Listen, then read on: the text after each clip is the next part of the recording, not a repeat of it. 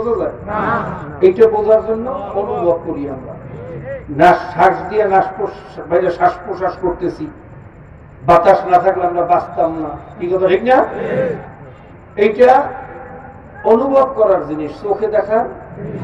আচ্ছা, এই মাইকটা এখন গরম না ঠান্ডা, এটা চোখ দিয়ে দেখলে বুঝবেন? কথা কয় না? এইটা বোঝার জন্য ত্বক শক্তি। কি শক্তি? একটা আওয়াজ ভালো লাগতেছে না খারাপ লাগতেছে, এটা বোঝার জন্য হাত দিয়ে ধরলে বুঝবেন? কথা বল। চোখ দিয়ে দেখলে এইটা বোঝার জন্য কি শক্তি? কর্ম শক্তি। একটা জিনিস খাইতে ঝাল লাগে না টক লাগে, এইটা বোঝার জন্য কান, নাক, এইটা বোঝার জন্য। এই পঞ্চ ইন্দ্রিয় শক্তি আল্লাহ পাক রব্বুল আলামিন প্রত্যেকটা পশুকেও দান করছেন। জোরে গো সুবহানাল্লাহ। শুধু দান করছে তাই না, বরং পশুদের পঞ্চ ইন্দ্রিয় শক্তি আমাদের চেয়ে 1000 গুণে বেশি। যেমন একটা শগুন 350 কিলোমিটার দূর থেকে একটা সরিষার দানা পর্যন্ত দেখতে পারে। কত কিলোমিটার?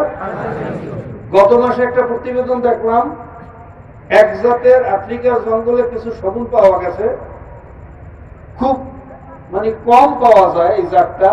তাদের চোখের দৃষ্টি ক্ষমতা হলো 3500 কিলোমিটার। চিন্তা করছেন? তাহলে আমাদের চোখের চেয়ে একটা শগুন বা সিলের চোখের পাওয়ার বেশি না কম? আচ্ছা, আমাদের নাকের ঘেরান, আমাদের নাকের চেয়েও একটা মাছির নাকের ঘেরানো বেশি না কম? কত কম? দেখবেন নদীর মধ্যে, বিশাল নদীর ভিতরে আপনি নৌকা নিয়ে যাইতেছেন, কোনো মাছি নাই, পোকা নাই, মাকড় নাই, কিচ্ছু নাই। একটা কাঁঠাল বা আম ভেঙে দেখেন, কয়েক মিনিটের মধ্যে মাছি এসে আছে। কথা হয় না?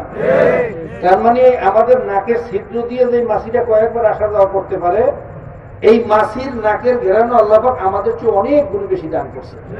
জোরে বলুন সুবহান।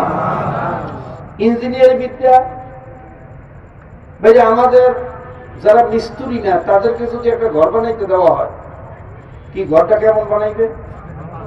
কত না ট্রেনিং নেই, আতুর পিটাইতে গেলে হাতের আঙ্গুল শিশে ফেলাইবে না? কত? কিন্তু একটা ভেঙ্গুর বললা, একটা মধু পোকা জন্মের পরেই মনে হয় যেন একটা চিফ ইঞ্জিনিয়ার ওই জন্ম হয়েছে। কথা হয় না?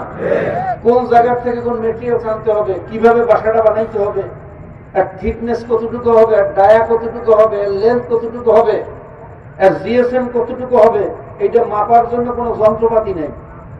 সুবহানাল্লাহ। আর ডায়া মাপার কোনো যন্ত্র